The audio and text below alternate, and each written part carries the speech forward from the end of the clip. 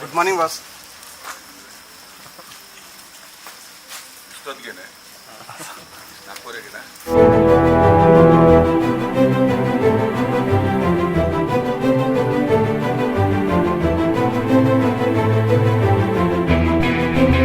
Very good morning.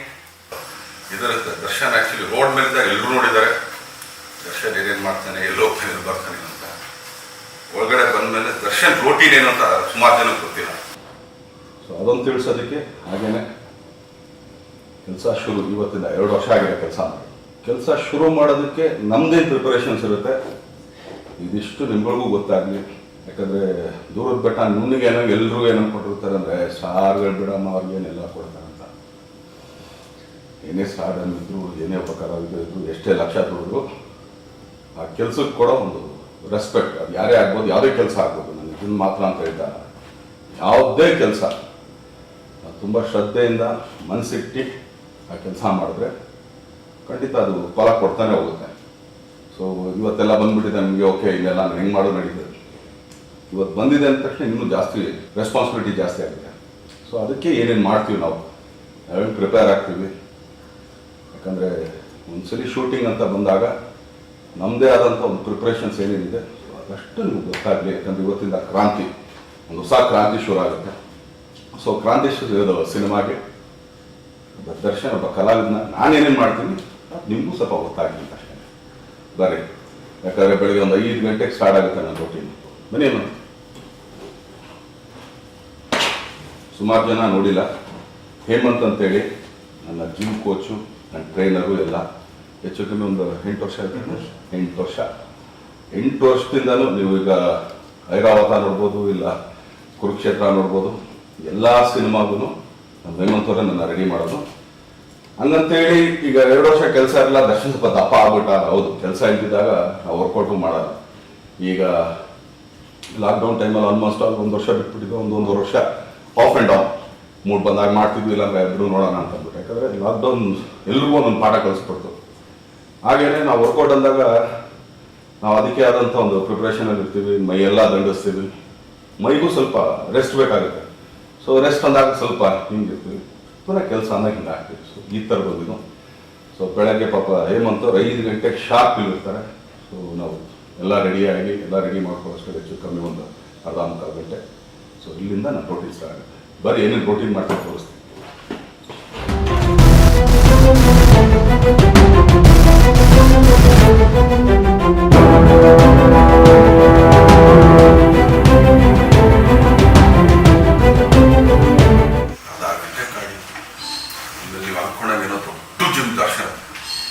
ಸರ್ವೇ ಸಾಮಾನ್ಯ ಮಕ್ಕಳು workout ಮಾಡೋಕ್ಕೆ ಇರಿಸ್ಬೇಕು ಅಷ್ಟಕ್ಕೆ ರೆಡಿ ಮಾಡ್ಕೊಂಡಿದ್ದೀನಿ ಅಷ್ಟೇ. ಬರೀ ಎನರ್ಜಿ ಡ್ರಿಂಕ್ ಅಷ್ಟೇ. ಯಾಕಂದ್ರೆ ಇಷ್ಟು ಟ್ರೈನ್ ಔಟ್ ಅಂದಾಗ ಸ್ವಲ್ಪ ನೀರು ಹೋಗ್ತಿದ್ರೆ ಸ್ವಲ್ಪ ಆ್ಯಕ್ಚುಲಿ ಪುಷ್ ಸಿಗುತ್ತೆ ಅಷ್ಟೇ.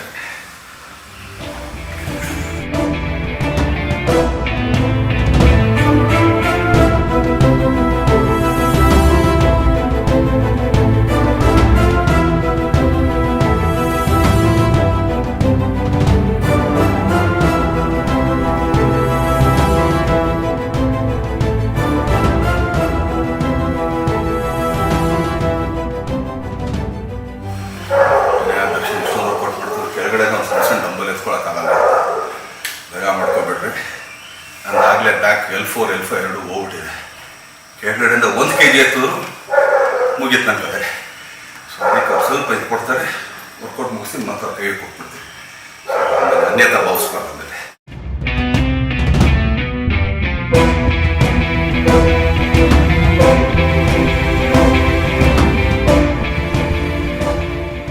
ಯೂಶ್ವಲಿ ವೇಟ್ ಟ್ರೈನಿಂಗ್ ಮಾಡಬೇಕಾದ್ರೆ ನೀವು ಎಷ್ಟು ಬೇಗ ಬ್ಯಾಕ್ ಟು ಬ್ಯಾಕ್ ಹೊಡಿತೀರಾ, ಮಸಲ್ ಇಂಪ್ರೂವ್ ಚೆನ್ನಾಗಿರುತ್ತೆ. ಯೂಶ್ವಲಿ ಈಗ ನಾನು ಅದಕ್ಕೆ ಹೊರಗಡೆ ನಾನು ಶೂಟಿಂಗ್ ಹೋದಾಗ ಇನ್ನೊಂದು ಹೊರಗಡೆ ಜಿಮ್ ಮಾಡೋದಕ್ಕೆ ಸ್ವಲ್ಪ ಇದು ಮಾಡ್ತೀನಿ. ಯಾಕಂದರೆ ನಾನು ಒಬ್ಬನೇ ಮಾಡಿ ಮಾಡಿ ಅಭ್ಯಾಸ. ಆಮೇಲೆ ಯೂಶ್ವಲಿ ವೇಟ್ ಟ್ರೈನಿಂಗ್ ಈಗ ನಾನು ಚೆಸ್ಟ್ ಮುಗಿದ ಪಡ ಪಡ ಪಡ ಪಡ ಪಡ ಪಡ ಪಡ ಹಿಂಗೆ ನಾನು ಮಾಡ್ಕೊಂಡು ಹೋಗೋದು.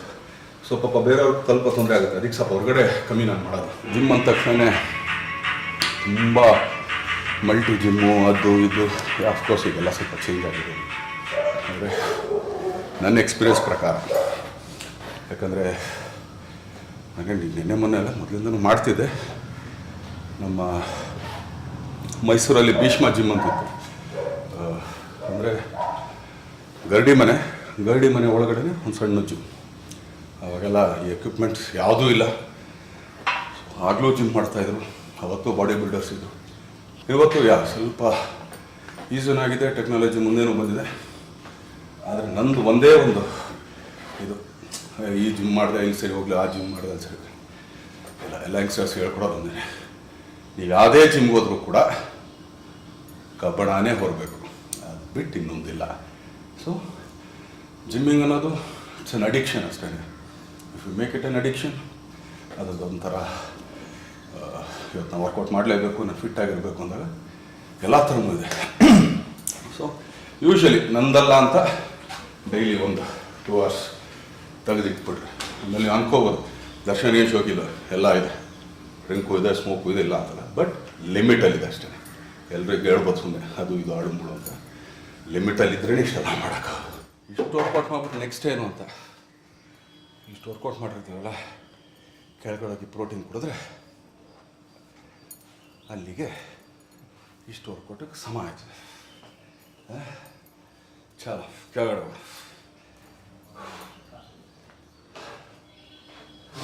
ಆಯಿತು. 5 ಗಂಟೆಯಿಂದ 7:30 ಇಷ್ಟು ಪ್ರೋಟೀನ್ ಆಯಿತು. ಇನ್ನೊಂದು 1/4 ಗಂಟೆ ಈಗ ಸ್ನಾನಕ್ಕೆ ಹೋಗಿ ಬರ್ತೀನಿ. ಆಮೇಲೆ ಇಲ್ಲಿಂದ ನ್ಯೂ ವೆಂಚರ್ ಕ್ರಾಂತಿಗೆ ಎಲ್ಲರೂ ಸೇರಿ ಕ್ರಾಂತಿ ಆಡ್ಕೊಂಡು ರೆಡಿ ಆಗಿ ಚಲೋ.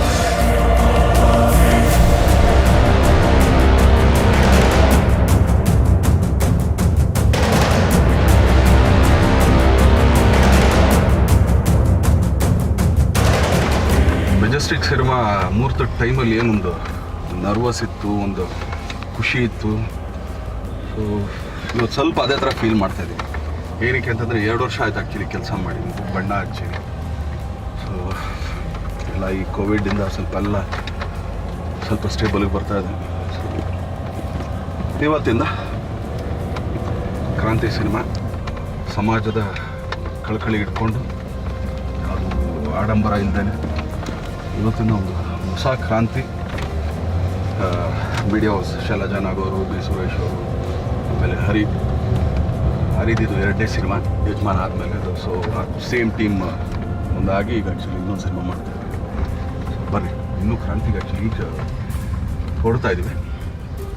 ಯೂಶ್ವಲಿ ನಂದು ಮನೆಯಿಂದ ಪೂಜೆ ಮುಗಿಸಿ ಗಾಡಿ ಹತ್ತದ ಮೇಲೆ ಇಲ್ಲೊಂದು ವೆಂಕಟೇಶ್ವರ ದೇವಸ್ಥಾನ ಇದೆ, ಅದೇನೋ ಗೊತ್ತಿಲ್ಲ ನನಗೆ. ನಾವು JP ನಗರ್ 6th ಫೇಸಿಗೆ ಬಂದಾಗಲೂ ಮನೆ ಪಕ್ಕದಲ್ಲಿ ಒಂದು ವೆಂಕಟೇಶ್ವರ ದೇವಸ್ಥಾನ. ಅದಾದಮೇಲೆ ನಾವು BTM ಲೇಔಟಿಗೆ ನಾನು ಶಿಫ್ಟ್ ಆದಾಗ ಅಲ್ಲೂ ಪಕ್ಕದಲ್ಲಿ ಒಂದು ವೆಂಕಟೇಶ್ವರ ದೇವಸ್ಥಾನ. ಈಗ RR ನಗರಕ್ಕೆ ಬಂದಿದ್ವಿ, ಇಲ್ಲೂ ಒಂದು ವೆಂಕಟೇಶ್ವರ ದೇವಸ್ಥಾನ, ಅದೇನೋ ಒಂದು ಇದಿದೆ ಆ್ಯಕ್ಚುಲಿ. ಸೊ ಒಂದು ರೌಂಡ್ ಹೋಗ್ಬಿಟ್ಟು ಒಂದು ಸಲ ಮಾಡಿಬಿಟ್ಟು ಆಮೇಲೆ ಎಲ್ಲರೂ ಅನ್ಕೋಬೋದೆ ಅಂತ ದರ್ಶನ ದೇವ್ರು ನಾವು ಮಾಡ್ತೀವಿ. ತುಂಬ ಮೂಢನಂಬಿಕೆ ಮಾಡಲ್ಲ, ದೇವ್ರಿಗೆ ಅಷ್ಟೇ. ಎಲ್ಲರೂ ಒಳ್ಳೇದು ಮಾಡಪ್ಪ, ಎಲ್ರಿಗೂ ಚೆನ್ನಾಗಿಡಪ್ಪ, ನನಗೆ ಯಾರ್ಯಾರು ಹೊಟ್ಟೆ ಹಾಸ್ಕೊಂಡು ಮನಗಿದಾರೋ ಅದೆಲ್ಲರಿಗೂ ಹೊಟ್ಟೆ ತುಂಬ ಊಟ ಕೊಡಪ್ಪ ಅಂತ ಅಷ್ಟೇ ಕೇಳ್ಕೊಳ್ತೀನಿ. ನೀನು ಕೇಳ್ಕೊಳ್ಳಲ್ಲ ಎಕ್ಸ್ಟ್ರಾ.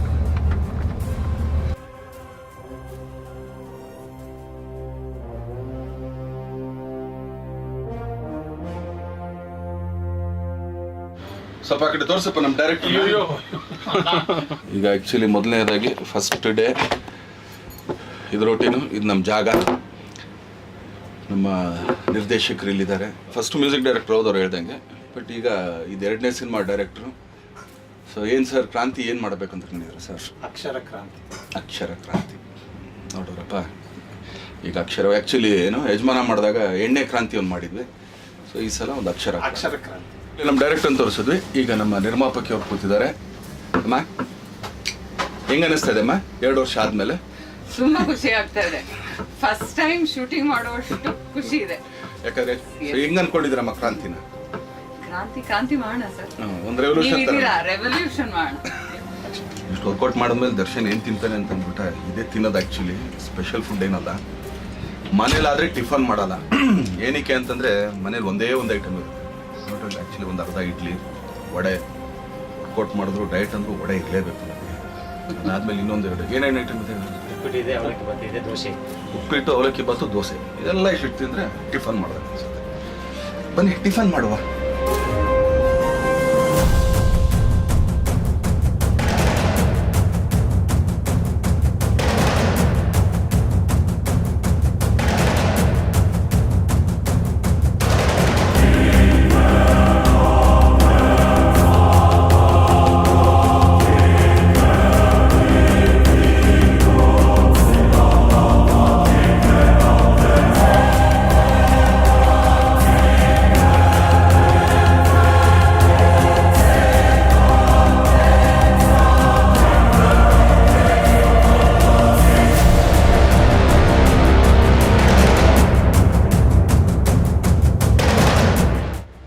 ಅವಾಗಲೇ ಆ್ಯಕ್ಚುಲಿ ಡೈರೆಕ್ಟ್ರು ಪರಿಚಯ ಮಾಡಿಸಿದ್ವಿ, ಆಮೇಲೆ ನಿರ್ಮಾಪಕರು ಪರಿಚಯ ಮಾಡಿಸಿದ್ವಿ.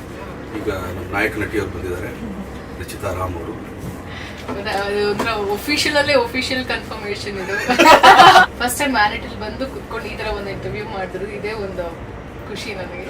ಒಂಥರ ನನ್ನ ಸಿನಿಮಾನೇ, ಬಟ್ ನಾನು ಕ್ಯಾಮ್ರಾ ಹಿಂದೆ ಇರ್ತೀನಿ. ಅವಾಗ ಬಂದು ಹೋಗ್ತೀನಿ, ಸೆಟ್ಟಿಗೆ ಬರ್ತೀನಿ, ಪ್ರೊಡ್ಯೂಸರ್ಗೆ ಸ್ವಲ್ಪ ಹಿಂಸೆ ಇಡ್ಬೋದು, ಖಂಡಿತ ಡೈರೆಕ್ಟರ್ ಇರ್ಬೋದು. ಖಂಡಿತ ಸರಿಗಿರ್ಬೋದು. ಮತ್ತೆ ಡೈರೆಕ್ಟರ್ ಸರ್, ಪ್ರೊಡ್ಯೂಸರ್ ಮೇಡಮ್, ನಮ್ಮ ಅಣ್ಣನಿಗೆ ತುಂಬಾನೇ ಕಷ್ಟ ಕೊಟ್ಟು ನಾನು ಬಂದು ಕಿಡ್ನಾಪ್ ಮಾಡ್ಕೊಂಡು ಹೋಗ್ತಾ ಇರ್ತೀನಿ. ನಮಗೆ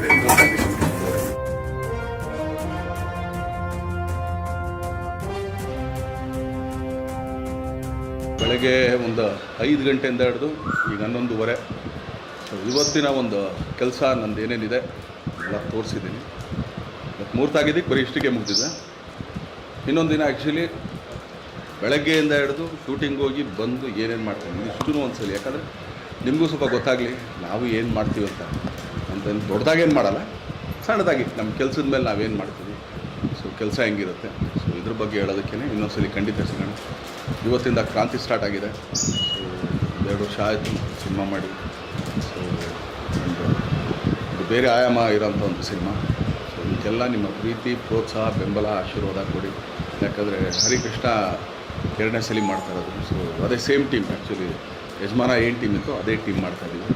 ಇದರಲ್ಲಿ ಸ್ಪೆಷಲ್ ಏನಂತಂದರೆ ರವಿ ಸರ್ ಇದ್ದಾರೆ, ಆಮೇಲೆ ಸುಮಮ್ಮ ತುಂಬ ಒಳ್ಳೆಯ ಪಾತ್ರದಲ್ಲಿ, ಹಾಗೆಯೇ ರಚಿತಾರಾಮ್ ನಾಯಕಿ ಮಾತಾಡ್ಸಿದ್ದೀನಿ.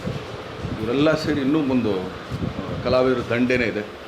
ಸೊ ನಿಮ್ಮ ಆಶೀರ್ವಾದ ಸದಾ ನಮ್ಮ ಮೇಲಿರಲಿ, ಕನ್ನಡ ಚಿತ್ರರಂಗದ ಮೇಲಿರಲಿ ಅಂತ ಕೇಳ್ಕೊಳ್ತೀವಿ.